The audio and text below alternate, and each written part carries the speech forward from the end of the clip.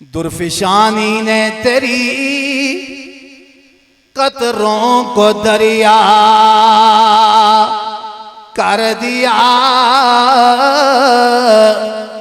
दिल को रोशन कर दिया, आंखों को बीना कर दिया। खुद न थे जो राह पर औरों के हादी बन गए, क्या नजर थी, क्या नजर थी जिसने मुर्दों को मसीहा कर दिया। समझ आ जाए तो बचपन में समझ आता है, ना समझे तो उसको बचपन में भी जाकर समझ नहीं आती। या अल्लाह इस इज्तिमा को पूरे इलाके के लिए हिदायत का जरिया बना दे। या अल्लाह जितने भी नुमाइंदा इज्तिमाए, जितने भी नुमाइंदा लोग यहाँ बैठे हैं, अपनी अपनी बस्तियों के अंदर इस पैगाम को पहुंचाने की तौफीक नसीब फरमा दे। मेरे बुजुर्गों और दोस्तों, आप हजरात हुजूर की मोहब्बत में बैठे हैं, अल्लाह के महबूब के इश्क में बैठे हैं। चूंकि रबीउल अव्वल का महीना जा रहा है और रबीउल अव्वल में कायनात को खुशी मिली, लेकिन एक नुक्ता देने लगा हूं, जहां कायनात को खुशी मिली वहां कायनात को गम भी मिला। मेरे आका आए, कायनात खुश हो गई, और मेरे आका दुनिया से रुखसत हुए, कायनात मगमूम हो गई। मेरे आका दुनिया से पर्दा फरमा गए। एक गुजरने वाला जंगल से गुजर रहा है, देखा वहां पर एक हुजूर का आशिक है सल्लल्लाहु, तो इसने कहा, अरे भाई तुम्हें पता है कोई खबर मिली है कि नहीं? उसने कहा नहीं मिली। फरमाया हमारे आका दुनिया से रुखसत हो गए। बस ये बात कहनी थी। तो वो देहात में बकरियां चरवाने वाला सहाबी बैठा हुआ खड़ा हो गया और गम में नडहाल हो गया, और फिर अपने आंखों को मसल रहा है, दबा रहा है, और जबान से जुमले अहले पारस वादिये कगान वालों जुमला देने लगा हूं। वो जबान से क्या कहता है? या अल्लाह मेरी बिनाई को खत्म कर दे। मैं जब पहले जाता था मदीना में, अपने आका की जियारत किया करता था, आज तो मेरे आका दुनिया से रुखसत हो गए, मैं जब मदीने जाऊंगा तो किसकी जियारत करूंगा? किताबों के अंदर मैंने पढ़ा है, उसने अपने हाथों को आंखों से हटाया, इधर इसकी बिनाई सारी की सारी खत्म हो गई।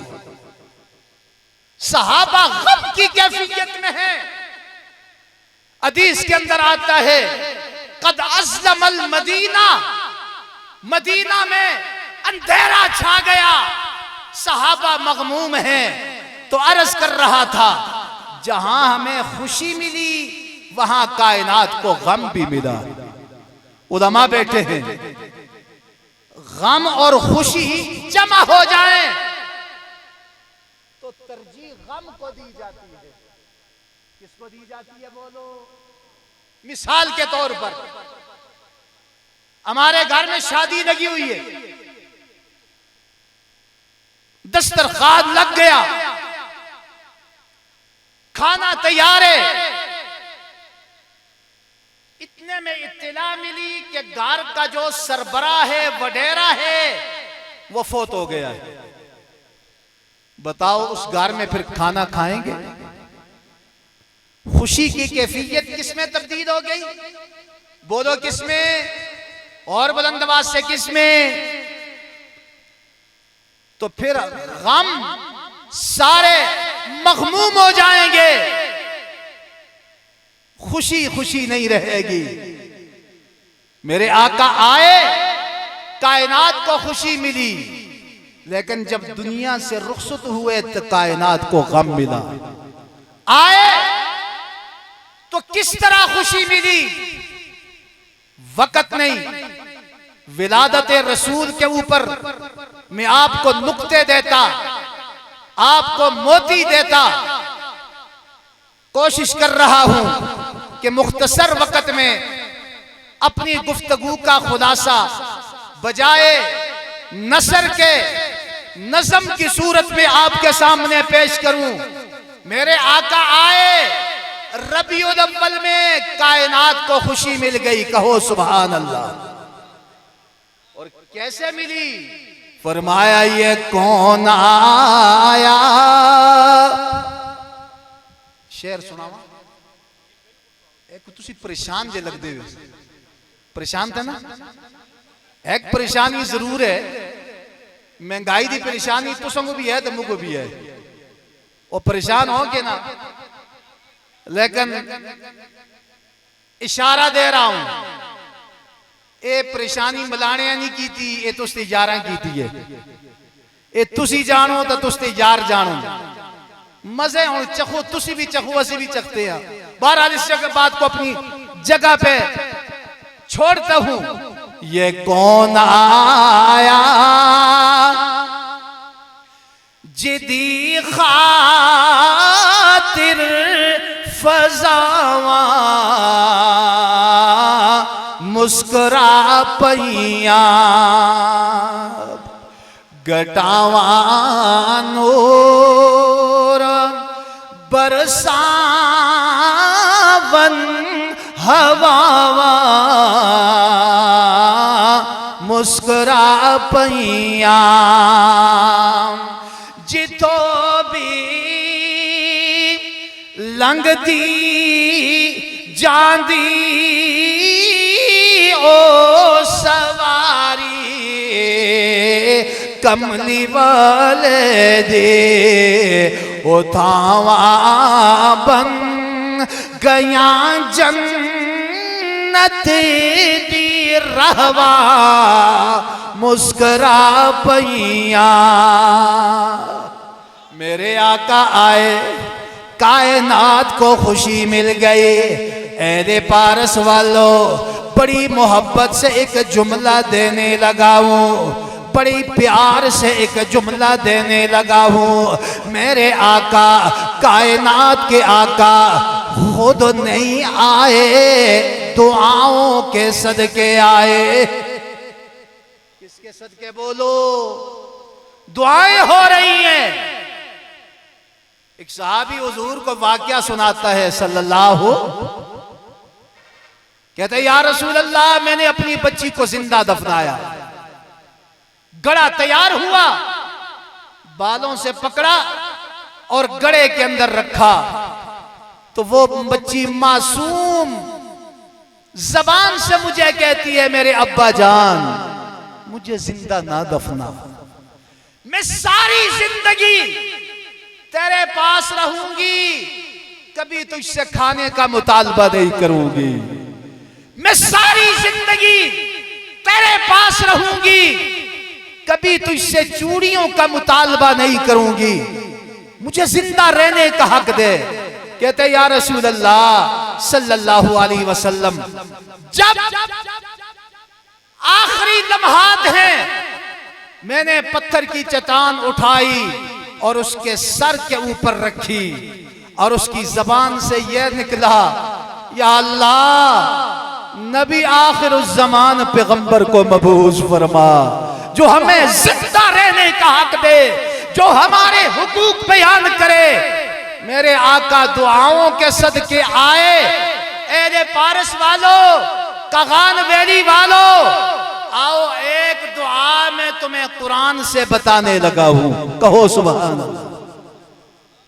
सुते दो जाग दे, मैं अपना बयान पूरा करा, तुसी अपनी नींद पूरी कर दे। इस तरह नो सी ना, अल्लाह सारे को जागने की तौफीक देवे।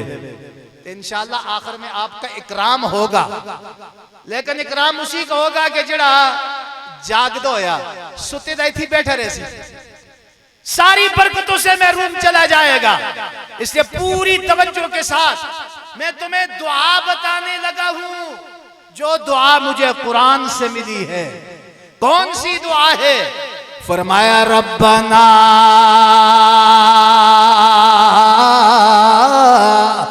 वबास फीहिम रसूला।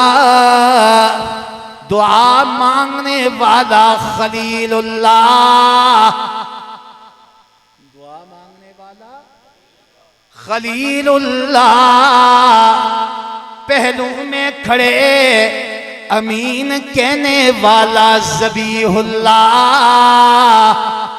ले जाने वाला रूहुल्लाह, कबूल करने वाला खुद अल्लाह। और जिसके लिए दुआएं हो रही हैं वो है मुहम्मदुर रसूलुल्लाह। फरमाया रब्बना, एक नुक्ता देने लगा हूं, अल्लाह के खलील ने दुआ किससे मांगी? बोलो बुलंद आवाज से, किससे? 1,24,000 कमो पेश अंबिया, जब भी दुआ की जरूरत पड़ी तो किससे मांगी? बोलो। अकीदा देने लगा हूं, जब भी मुसीबत आए तो अपने रब को पुकारना है, जब भी औलाद की जरूरत पड़े तो अपने रब के दरबार में आना है। एक नौजवान जा रहा है, पूछा कहां जा रहे हो? कहने लगा ओ जी काफी अरसा हो गया औलाद से महरूम, औलाद नहीं। फिर कहां जा रहे हो? तो वापसी जवाब में कहने लगा जी वहां जा रहा हूं। मैंने कहा क्यों जा रहे हो? ओ जी अस्तियां सुनदा नहीं ते इना दियां मोड़दा नहीं, अस्तियां सुनदा नहीं इना दियां मोड़दा नहीं। मैंने कहा नहीं, आओ रब के दरबार में, वो सबकी सुनता है। बोलो रब। मैं कश्मीर से वापस आ रहा था तो रास्ते में मुजफ्फराबाद में मेरे साथ नौजवान थे, मुझे कहने लगे खतीब साहब इजाजत हो तो जरा दरबार का चक्कर लगा ले। मैंने कहा लगाओ, कौन सा मसला है, हम भी जाते हैं, दुआ करो जाकर। लेकिन थोड़ी देर गुजरी, वो नौजवान वापस आ गए। मैंने कहा इतनी जल्दी? कहने लगे खतीब साहब गए तो थे लेकिन दरबार बंद है। दरबार क्या है? बोलो दरबार। रात के 2 बज रहे थे। मैंने कहा मसला हल हो गया, ये दुनिया के दरबार हैं जो बंद हो जाते हैं, एक मेरे रब का दरबार है जो हर वक्त खुला रहता है।